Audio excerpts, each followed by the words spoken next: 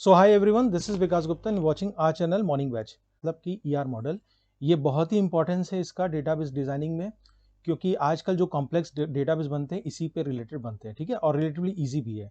तो हम लोग बच्चों आज पढ़ेंगे क्या, एंटिटी पढ़ेंगे। एंटिटी होता क्या है, एट्रीब्यूट्स, उसके टाइप्स और relation, one two one, one two many etcetera, ठीक है, विथ डायग्राम और एग्जाम्पल्स। इसके जो ईआर डायग्राम वगैरह वो बहुत इंपॉर्टेंट है और लाइव एग्जाम्पल्स के साथ।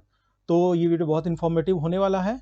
इस वीडियो के एंड तक जाते थे आप बहुत ही कंफर्टेबल हो जाओगे इस टॉपिक में, ठीक है। पहले हम लोग स्टार्ट करते हैं एंटिटी से। देखिए एंटिटी क्या होती है। एंटिटी जो होती है बच्चों आपकी होती है कोई भी लिविंग थिंग या नॉन लिविंग थिंग जो कि वर्ल्ड में एग्जिस्ट करता है। लिविंग और नॉन लिविंग थिंग जो कि वर्ल्ड में आपके एग्जिस्ट करता है उसको हम लोग कहते हैं एंटिटी। या तो एक चीज और आप लिख सकते हो, कंसेप्चुअल चीज, ठीक है। इसका क्या है अभी मैं एग्जांपल से बताता हूं। देखिए लिविंग में जैसे आपका हो गया कोई पर्सन हो गया, ठीक है। नॉन लिविंग में आपका जैसे सपोज कर लिए हाउस हो गया। कंसेप्चुअल आपका कोर्स हो गया, जैसे फॉर एग्जांपल कोर्स, ठीक है। कोर्स को तो आप अपने हाथ से पकड़ नहीं सकते हो, तो ये एक तरह का कंसेप्चुअल चीज हो गया। एंटिटी को हम लोग एक रेक्टेंगल से रिप्रेजेंट करते हैं ऐसे, ठीक है। तो ईआर डायग्राम में ये बेसिकली हम लोग ईआर डायग्राम भी बीच बीच में समझते जाएंगे। तो पर्सन हो गया, या किसी रेक्टेंगल में आपने कुछ कोर्स वगैरह बना दिया, ठीक है। तो एक फील आ जाता है कि हम लोग किसके बारे में बता रहे हैं, तो इससे रिलेटेड टेबल वगैरह बनते हैं, ठीक है। तो ये तो एंटिटी हो गया। इसके बाद हम लोग आते हैं एट्रीब्यूट पे। देखिए यही एट्रीब्यूट वगैरह ही आगे चल के कॉलम बनता है, ठीक है। इसीलिए इंपॉर्टेंट है ये डेटाबेस डिजाइनिंग में। तो एट्रीब्यूट क्या होता है कि जो कि एंटिटी के प्रॉपर्टीज को डिफाइन करे, ठीक है। एक लाइन में हम लोग लिख सकते हैं कि defines the properties of the attribute, defines the properties of entity, ठीक है। तो ये क्या करता है, उसके बारे में विशेषता बताता है कि वो किस तरह का कैरेक्टरिस्टिक रखता है, ठीक है। इसको हम लोग किससे रिप्रेजेंट करते हैं, ओवल से, ऐसे ओवल या एलिप्स जिसको भी आप कह सकते हैं, ठीक है। तो ये बेसिकली क्या करता है कि एंटिटी को डिस्क्राइब करता है। जैसे सपोज कर लीजिए फॉर एग्जांपल कि कोई पर्सन है, तो उसकी क्या क्या बिहेवियर होगी। चलो उसका मान लो एक आधार नंबर होगा, तो एक हम लोग आधार नंबर बना लिए, ए नंबर, ठीक है। उसका कोई नेम होगा, नेम, देखिए ये सब एक आदमी को डिफाइन कर रहे हैं, ठीक है। कोई मोबाइल नंबर होगा, कोई एड्रेस होगा, इसी तरीके से बहुत सारे, ठीक है। तो ये क्या करते हैं हम लोग, सिंपली इस एंटिटी को इससे ऐसे ऐड कर देते हैं। ये हमारा ईआर डायग्राम बन रहा है, ठीक है। तो हम लोग कैसे बोल सकते हैं कि ये पर्सन एक एंटिटी है जिसके पास आधार नंबर है, नेम है, मोबाइल नंबर है, एड्रेस है। तो और भी बहुत सारे एंटिटीज हो सकते हैं, एट्रीब्यूट हो सकते हैं। तो अब देखिए आप डिजाइनिंग में कैसे यूज होगा, पर्सन नाम का एक टेबल बना दोगे, ठीक है। पर्सन नाम का क्या बना दोगे, एक टेबल बना दोगे, और ये जो सारे एट्रीब्यूट्स इसके कॉलम बना होगा, आधार नंबर, नेम, मोबाइल, एड्रेस वगैरह, ठीक है। तो यहां से आपको एट्रीब्यूट हो जाते हैं।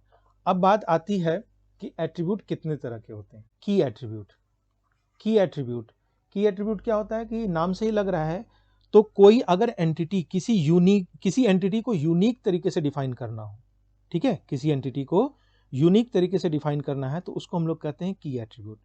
जैसे कि सपोज कर लीजिए कि एक स्टूडेंट एंटिटी है, ठीक है, स्टूडेंट एक एंटिटी है, तो इसको हम लोग की एट्रीब्यूट, इसका जो रोल नंबर होगा बच्चों वो क्या हो जाएगा बताइए। तो रोल नंबर हमारा हो गया की एट्रीब्यूट। तो की एट्रीब्यूट को हम लोग क्या करते हैं, अंडरलाइन कर देते हैं जो भी वैल्यू लिखते हैं। तो देखिए एक स्टूडेंट का एक यूनिक रोल नंबर होगा, इसीलिए ये स्टूडेंट को क्या कर रहा है, यूनिकली डिफाइन कर रहा है, ठीक है। ऐसा थोड़ी होता है कि दो तीन बच्चों का एक ही रोल नंबर होता है, ठीक है। तो एक यूनिक की तरह यूज होता है। तो रोल नंबर हमारा आपका की एट्रीब्यूट हो गया। इसको हम लोग कैसे करते हैं, एक एलिप्स में लिख के इसको बाद अंडरलाइन कर देते हैं, ठीक। उसके बाद आता है दूसरे तरह का, वो होता है कॉम्पोजिट एट्रीब्यूट, ठीक है, कॉम्पोजिट एट्रीब्यूट। ये क्या होता है बच्चों, देखिए ये ऐसा एट्रीब्यूट होता है जो कि देखिए नाम से ही लग रहा है कंपोज, जो कि बहुत सारे एट्रीब्यूट से बना हो।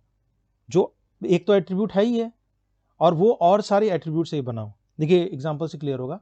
जैसे कि मान लीजिए कि एक मैंने एलिप्स बना लिया नेम, ठीक है, तो किसी का नेम क्या होगा, फर्स्ट नेम भी होगा, मिडिल नेम भी होगा, लास्ट नेम भी होगा, ठीक है। तो आपका एफ नेम होगा, जैसे राम प्रसाद शास्त्री, तो फर्स्ट नेम हो गया, ठीक है, मिडिल नेम हो गया और लास्ट नेम हो गया, ठीक।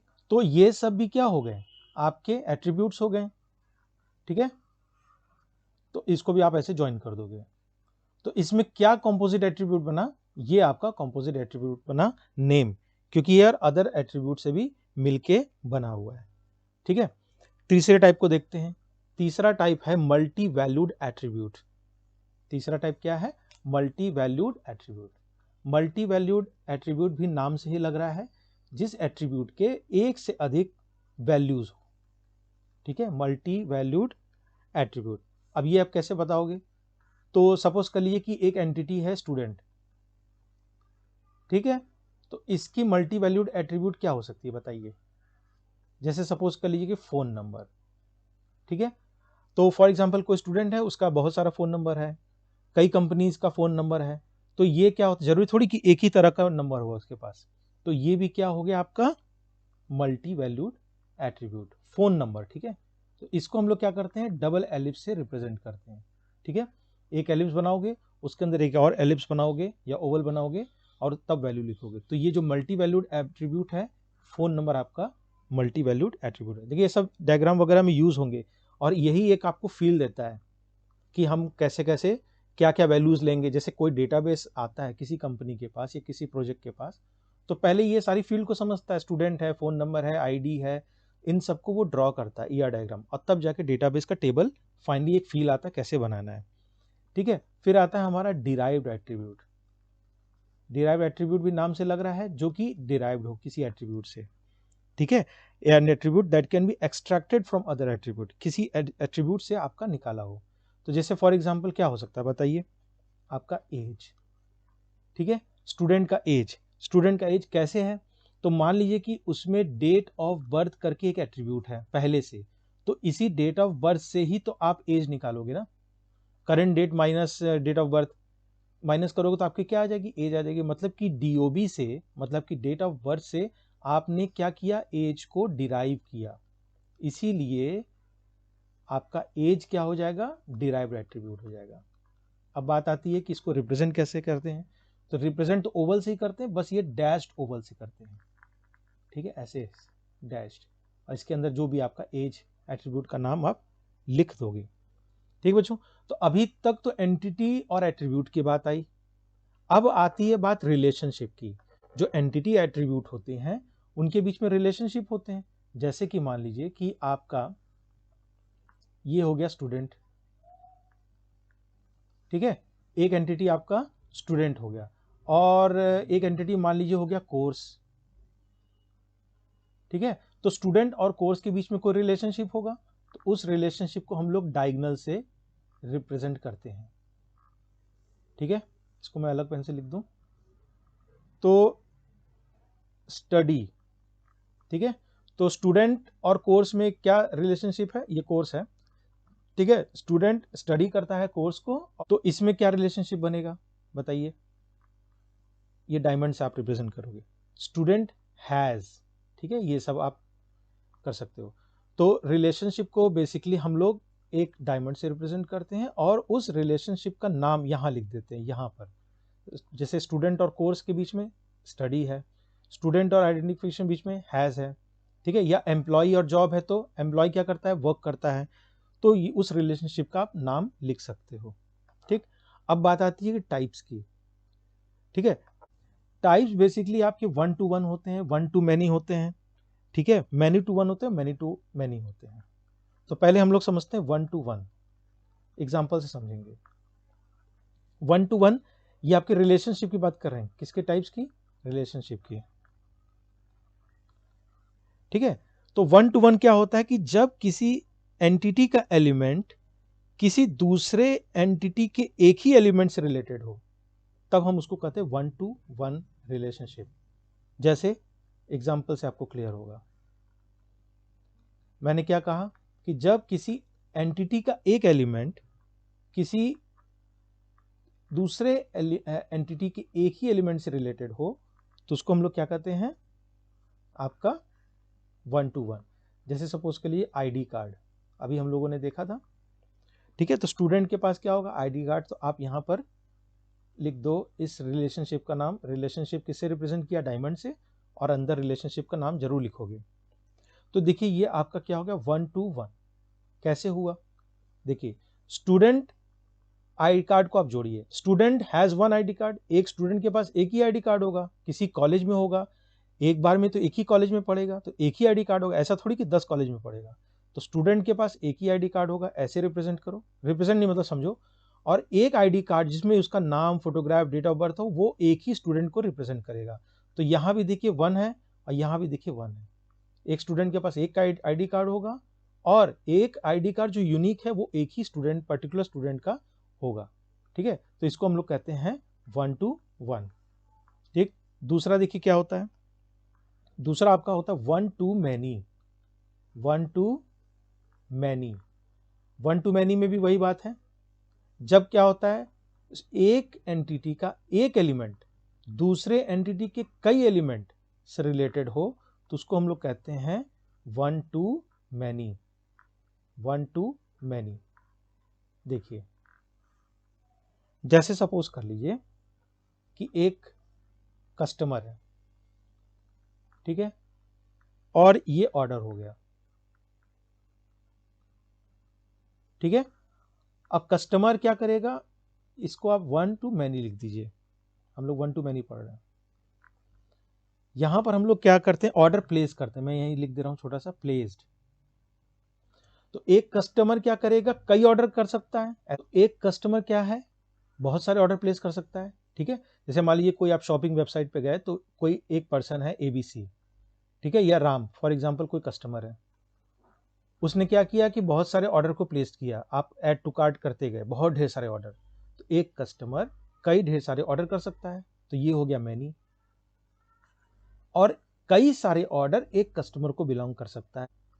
मैनी टू वन, जैसे फॉर एग्जांपल इसका एग्जांपल सपोज कर लीजिए कि चलिए स्टूडेंट कोर्स का हम लोग ले लेते हैं, मैनी टू वन, ठीक है। इधर हो गया आपका क्या, स्टूडेंट, और इधर हो गया कोर्स, ठीक है। और इसका रिलेशनशिप आप बना दीजिए, स्टूडेंट कोर्स को क्या करेगा, एनरोल करेगा, पढ़ेगा। तो यहां पर हम लोग कोर्स का नाम दे देते हैं, रिलेशनशिप का नाम एनरोल। तो देखिए यहां से आप इधर जाइए तो ये मैनी टू वन है। कैसे, बहुत सारे स्टूडेंट, ऐसा थोड़ी कि एक कोर्स में एक ही बच्चा होता है, बहुत ढेर सारे स्टूडेंट एक कोर्स को पढ़ सकते हैं। बहुत ढेर सारे मतलब मैनी, बहुत ढेर सारे मतलब मैनी स्टूडेंट एक कोर्स को पढ़ सकते हैं, और एक कोर्स को बहुत सारे स्टूडेंट परस्यू कर सकते हैं, ठीक है। जैसे मान लीजिए कि आपका बीटेक कोर्स हुआ, कोपा हुआ, CCC हुआ, कुछ भी कोर्स हुआ, उसको बहुत सारे स्टूडेंट पढ़ रहे हैं, 50-60 जो भी, तो मैनी स्टूडेंट पढ़ रहे हैं। और उस कोर्स को बीटेक, MCA, कोपा कुछ भी, उस कोर्स को बहुत सारे स्टूडेंट पढ़ते हैं, तो उस एक कोर्स को, तो उसको यहां से आप देखोगे तो 1 to many, ठीक है। यहां से देखिए मैनी टू वन, बहुत सारे स्टूडेंट, क्लियर बात, एकदम सिंपल, बहुत सारे स्टूडेंट एक कोर्स को पढ़ते हैं, many to one, that's it, ठीक है। उसके बाद हम लोग आते हैं मैनी टू मैनी। देखिए ये सब एग्जांपल जो मैं बता रहा हूँ, इसका स्क्रीनशॉट आप ले लीजिएगा या नोट डाउन कर लीजिएगा जहां भी आप नोट्स कर रहे हो। उससे क्या होगा ना कि एक जगह आपको जब डायग्राम रहेगा तो picture is better than 1000 words, ये कहावत है। तो वहां पर आपको याद रहेगा, हाँ इस डायग्राम में ऐसा ऐसा हुआ था, ठीक है। तो मैनी टू मैनी, जैसे कि मान लीजिए कि कोई आपका, चलिए एम्प्लॉय का ले लेते हैं, एम्प्लॉय और प्रोजेक्ट के बीच में रिलेशनशिप, एम्प्लॉय हो गया और ये आपका प्रोजेक्ट हो गया, ये आपका, ठीक है। इसको मैं रिलेशनशिप बना दे रहा हूं बड़ा सा। अब बताइए कि इसमें क्या रिलेशनशिप है, एम्प्लॉय को प्रोजेक्ट दिया जाता है, प्रोजेक्ट एम्प्लॉय को करता है। तो सपोज कर लीजिए असाइंड, असाइंड मतलब उसको दे दिया गया, असाइनमेंट दे दिया गया। तो ये आपका देखिए मैनी टू मैनी है। कैसे, फ्लो को समझिएगा, यहां से चलिए, बहुत ढेर सारे एम्प्लॉय बहुत ढेर सारे प्रोजेक्ट पे काम कर सकते हैं। मान लीजिए कि कोई एम्प्लॉय है राम, ठीक है, उसको सपोज कर लीजिए कि सॉफ्टवेयर डेवलपमेंट का एक प्रोजेक्ट दे दिया गया, डेटाबेस डेवलपमेंट का प्रोजेक्ट दे दिया गया, ठीक है, और हार्डवेयर मेंटेनेंस का एक प्रोजेक्ट दे दिया गया, ठीक है। सॉफ्टवेयर प्रोजेक्ट है, मान लीजिए राम है, इसको श्याम को भी दिया जा सकता है, प्रदीप को भी दिया जा सकता है, ठीक है, एनीथिंग। तो बहुत ढेर सारे प्रोजेक्ट बहुत सारे एम्प्लॉयज को मिल सकता है, तो यहाँ मैनी टू मैनी, और बहुत ढेर सारे एम्प्लॉयज बहुत सारे प्रोजेक्ट पे काम कर सकते हैं, तो यहाँ पर आपका हो जाएगा मैनी टू मैनी। क्लियर? आइए हम लोग इस ER डायग्राम को समझते हैं। तो इस लाइव एग्जांपल से क्या होगा, रियल वर्ल्ड एग्जांपल से अभी तक जितना हम लोगों ने समझा पूरी समरी समझ में आ जाएगी, ठीक है। तो देखिए ये है स्टूडेंट आपका एक एंटिटी, और एक आपका कोर्स एंटिटी है, ठीक है, जो कि एक रिलेशनशिप जिसको मैंने डायमंड से रिप्रेजेंट किया है से बंधा हुआ है। तो स्टूडेंट क्या करता है, स्टडी करता है कोर्स को, ठीक है, स्टूडेंट पढ़ता है किसी कोर्स को, तो ये आपकी बन गई रिलेशनशिप, ठीक। अब देखिए स्टूडेंट आपकी क्या हो गई, एंटिटी हो गई। इसके बहुत सारे एट्रीब्यूट होंगे, बहुत सारे आपके कैरेक्टरिस्टिक होंगे, जैसे स्टूडेंट की आईडी, स्टूडेंट का नेम, स्टूडेंट का एज, स्टूडेंट का एड्रेस, मोबाइल नंबर, ठीक है, और भी बहुत सारे होंगे, तो आप इस तरह जोड़ सकते हो। तो सारे एट्रीब्यूट्स को मैंने ओवल में बना दिया और इसको स्ट्रेट लाइन से जोड़ दिया, ठीक है, एंटिटी से जोड़ दिया। उसी तरह कोर्स की कोर्स आईडी होगी, नेम होगा, उसका फीस क्या होगा, ये एट्रीब्यूट से जोड़ दिया, ठीक। उसके बाद और भी देखिए ये डायग्राम बड़ा बन सकता है। स्टूडेंट है तो यहाँ पर एक आप कॉलेज बना दो, ठीक है, कॉलेज करके, ठीक, कॉलेज की भी बहुत सारे एट्रीब्यूट होंगे, तो स्टूडेंट आपका फिर कॉलेज से जुड़ जाएगा, ठीक है, स्टडीज करके, या लाइब्रेरी से जोड़ दो। तो देखो आप ये बहुत ही कॉम्प्लेक्स होता चला जाएगा, लेकिन ER डायग्राम आपको एक रियली बहुत अच्छा फील देता है, जिससे कि आपके सामने एक क्या हो, पिक्टोरियल रिप्रेजेंटेशन होता है, ठीक है, पिक्टोरियल रिप्रेजेंटेशन होता है कि क्या आप बनाना चाहते हो, क्या क्या आपके टेबल बनेंगे, क्या क्या कॉलम बनेंगे, आपको एक फील आता है, और उससे क्या होता है, बहुत कॉम्प्लेक्स से कॉम्प्लेक्स प्रोजेक्ट भी आपका अच्छे से डेटाबेस डिजाइनिंग हो जाती है। यही तो हमारा मॉडल का मेन यूज है। अब देखिए ER डायग्राम बन गया, पहला काम खत्म। उसके बाद आप डिजाइनिंग पे आ सकते हो। तो जैसे क्या करोगे कि एक स्टूडेंट नाम से एक टेबल बना लिया, ठीक है, स्टूडेंट नाम से क्या हुआ, एक टेबल बना लिया। अब ER डायग्राम पे ही थोड़ी रुकोगे, ठीक। तो एंटिटी जो आपका बन गया क्या, टेबल। और आप देख लोगे कि इसमें क्या क्या एट्रीब्यूट्स हैं, क्या क्या है, ID, name, age, address, mobile number, ठीक है। तो यही देखिए आपके कैसे डिजाइनिंग करोगे, आईडी, नेम, ये सब बन जाएंगे आपके क्या, कॉलम। देखिए अब फील आ रहा है ना कि कैसे आप डिजाइनिंग कर सकते हो डेटाबेस की, ठीक है। एज, या मान लीजिए यहाँ पर एड्रेस लिख लो, ठीक है। तो ER डायग्राम से आप इस तरीके से टेबल भी डिजाइन कर सकते हो और फाइनली डेटाबेस भी डिजाइन कर सकते हो। क्लियर? तो आज की वीडियो में बस इतना ही। होप ये वीडियो बहुत इन्फॉर्मेटिव लगा तो मैक्सिमम लोग से शेयर कीजिएगा, और अब तक अगर चैनल पे सब्सक्राइब ना किया हो तो प्लीज चैनल सब्सक्राइब कीजिएगा। मिलते हैं नेक्स्ट वीडियो में एक नए टॉपिक के साथ। Till then keep learning.